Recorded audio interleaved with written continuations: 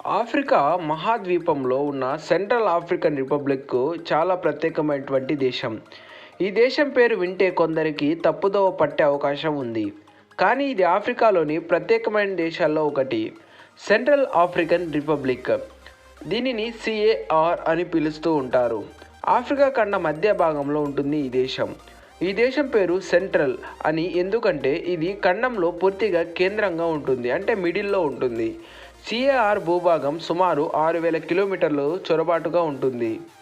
ఈ దేశానికి తోటి దేశాలు చాడ్, సూడాన్, దక్షిణ సూడాన్, కాంగో, అదేవిధంగా రిపబ్లిక్ ఆఫ్ కాంగో మరియు కామరూన్ దేశాలు ఉంటాయి. ఈ దేశ రాజధాని పేరు బాండర్ ఎడర్జెలి. ఇక్కడ సెంట్రల్ ఆఫ్రికన్ రిపబ్లిక్ ప్రభుత్వ ప్రధాన కార్యాలయాలు ఉంటాయి. అక్కడ పలు వంశాలు, భాషలు, సంస్కృతులు కలిగి ఉన్నటువంటి జీవిస్తూ ఉంటారు. అధికారిక భాషలు ఫ్రెంచ్ మరియు సాంగో. సాంగో భాష చాలామంది జనాలు మాట్లాడే జాతీయ భాషగా ఉంటుంది. సెంట్రల్ ఆఫ్రికన్ రిపబ్లిక్ చాలా ప్రకృతి సంపదలతో కూడుకున్నటువంటి దేశం. ఇది వనరులు, అరణ్యాలు, జంతువులు, నదులు పుష్కలంగా కలిగి ఉన్నటువంటి దేశం. అందువలన ఇది ఎకో టూరిజం కోసం చాలా ప్రత్యేకమైనటువంటి ఆసక్తికరమైనటువంటి ప్రదేశంగా చెప్పవచ్చు. దీని యొక్క చరిత్ర అనేది చాలా ప్రత్యేకమైనది. సెంట్రల్ ఆఫ్రికన్ రిపబ్లిక్ చరిత్ర చాలా సంపూర్ణంగా ఉంటుంది.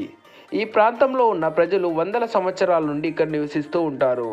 మొదటి దశల్లో ఈ ప్రాంతంలో అనేక వంశాలు ఉన్నాయి. వీరి జీవన విధానం, సంస్కృతి వేరువేరుగా ఉంటుంది. ప్రాచీన కాలంలో సెంట్రల్ ఆఫ్రికన్ రిపబ్లిక్ భూమి ప్రాచీన కాలంలో ఎలా ఉండేదంటే ప్రజల నివాసం ప్రాంతంగా ఉండేది. ఈ ప్రాంతంలో జంతు జాతులు, మానవ జాతులు, బంతు మానవుల సహజ వనరులు ఆధారంగా జీవనం సాగించారు. వారు వేట, చేపలు పట్టడం మరియు వ్యవసాయం చేయడం మొదలుపెట్టారు. ఈ ప్రాంతంలో కొన్ని వంశాలు అరణ్యాల మధ్య నివసిస్తూ ఒక ప్రత్యేక జీవన శైలి అభివృద్ధి చేసుకున్నారు. ఇక 19వ శతాబ్దంలో యూరోపియన్ దేశాల ఆఫ్రికన్ ఖండాన్ని విభజించడం మొదలుపెట్టాయి. సెంట్రల్ ఆఫ్రికన్ రిపబ్లిక్ ప్రాంతం కూడా ఈ విభజనలో భాగంగా మారిపోయింది. 1889లో ఫ్రాన్స్ ఈ దేశాన్ని తన ఆధీనంలోకి తీసుకుంది మరియు ఫ్రెంచ్ సెంట్రల్ ఆఫ్రికన్ టెరిటరీ అని పేరు పెట్టింది. ఫ్రెంచ్ ప్రభుత్వం ఇక్కడ రవాణా, వ్యవసాయం, వనరులు అధిగమనకు పనిచేసింది. అయితే స్థానిక ప్రజలపై తీవ్ర పీడనం మరియు అన్యాయం జరిగింది. ఫ్రాన్స్ ఆధిపత్యం కారణంగా ఈ దేశ ప్రజలు స్వతంత్ర పోరాటాలు మొదలుపెట్టారు. 1960 జూన్ 13న సెంట్రల్ ఆఫ్రికన్ రిపబ్లిక్ స్వతంత్ర దేశంగా పొందింది. ఫ్రెంచ్ కాలనీ నుండి విడిపోవడం ద్వారా కొత్త దేశంగా ప్రపంచానికి పరిచయమైంది. స్వతంత్రం తర్వాత దేశంలో రాజ్యాంగం మరియు ప్రభుత్వం ఏర్పాటుపై పని జరిగింది. స్వతంత్రం తర్వాత దేశం రాజకీయంగా చాలా అస్థిరతను ఎదుర్కొంది. చాలాసార్లు ప్రభుత్వ మార్పులు, చట్టవిరుద్ధ పోరాటాలు జరిగాయి. 1966లో జాన్ బెడెల్లోస్ బోంగో నుండి తూర్పు ఫ్రాన్స్కి మార్పిడి చేయబడింది. 1900లో దేశంలో పౌర యుద్ధాలు మరియు తిరుగుబాట్లు ప్రారంభమయ్యాయి. 2013లో సివిల్ వారు కారణంగా అంతర్జాతీయంగా సహాయం అవసరమైంది. ఈ ప్రభుత్వ రాజకీయాలన్నిటివి చాలా ప్రత్యేకమైనవి. సెంట్రల్ ఆఫ్రికన్ రిపబ్లిక్ రాజకీయ పరిస్థితి చాలా క్లిష్టంగా ఉంటుంది.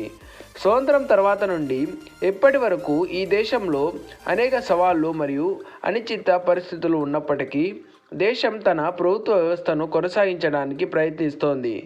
సెంట్రల్ ఆఫ్రికన్ రిపబ్లిక్ ఒక ప్రథమ గణతంత్ర దేశంగా ఏర్పడింది. ఇక్కడ అధ్యక్ష శక్తి ప్రబలంగా ఉంటుంది. అధ్యక్షుడు ప్రభుత్వాన్ని నాయకత్వం వహిస్తారు మరియు ఆయనే సైన్యం ప్రధాన కమాండర్గా కూడా ఉంటారు. దేశానికి పార్లమెంట్ కూడా ఉంది. ఇది 2 సభల మిశ్రమంగా ఉంటుంది. ఒకటి నేషనల్ అసెంబ్లీ, రెండవది సెనేట్. వారు చట్టాలు రూపొందించి దేశ పరిపాలనలో భాగంగా ఉంచుతారు. ఇది వృత్తంలో చాలా మంది నాయకులు దేశ రాజకీయాల్లో కీలక పాత్రలు పోషిస్తూ ఉంటారు. ముఖ్యంగా ఫ్రాన్స్వో బోజియా, మిషెల్ తొజాజా, అదేవిధంగా ఆర్కాండ్గో టౌడా వంటి నాయకులు దేశ రాజకీయాల్లో పెద్ద ప్రభావం చూపించారు. సెంట్రల్ ఆఫ్రికన్ రిపబ్లిక్ రాజకీయ పరిస్థితి చాలా అస్థిరమైనది. పౌర యుద్ధాలు, తిరుగుబాట్లు, దళాలు అదేవిధంగా దేశాన్ని ఎన్నడూ పూర్తిగా స్థిరం చేయలేకపోయాయి. ఈ దేశంలో ఉన్న వర్గాల మధ్య వివిధ రాజకీయ మరియు సామాజిక విభేదాల కారణంగా దీర్ఘకాలం నుంచి ఉన్నాయి. వీటి వల్ల దేశంలో శాంతి స్థాపించడంలో అడ్డంకులు ఏర్పడ్డాయి.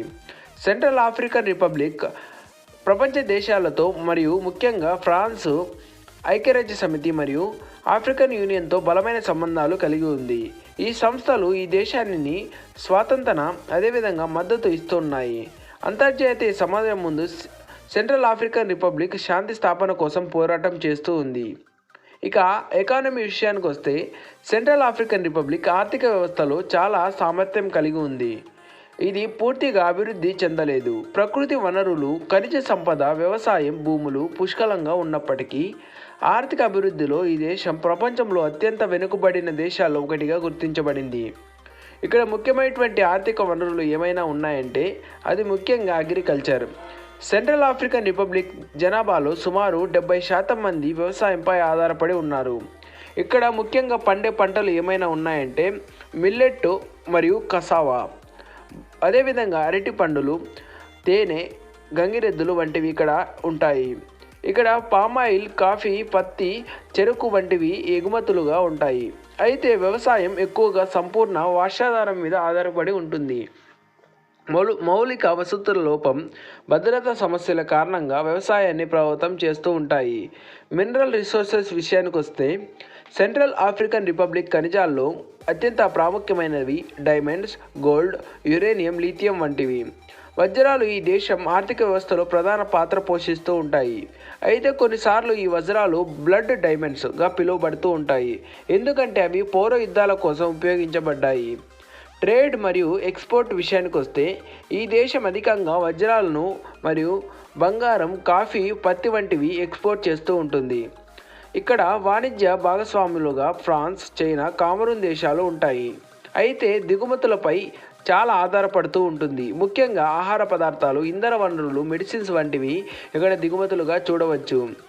ఆర్థిక సమస్యల విషయంలో బదిలీ వ్యవస్థలు బలహీనత వంటివి ఇక్కడ మనం చూడవచ్చు. బ్యాంకింగ్, ట్రాన్స్పోర్ట్, కమ్యూనికేషన్ వ్యవస్థలు ఇంకా అభివృద్ధి చెందాల్సి ఉంది. పౌర యుద్ధాల ప్రభావం కారణంగా స్థిరత్వం లేకపోవడం వల్ల పెట్టుబడులు రావడం కష్టమైంది. విదేశీ కంపెనీలు భయంతో వెనక్కి తగ్గుతూ వచ్చాయి. ఉద్యోగ అవకాశాల కొరత చాలా ఎక్కువగా ఉంది ఈ దేశంలో. యువతలో నిరుద్యోగం ఎక్కువ, దానివల్ల పేదరికం పెరిగిపోయింది.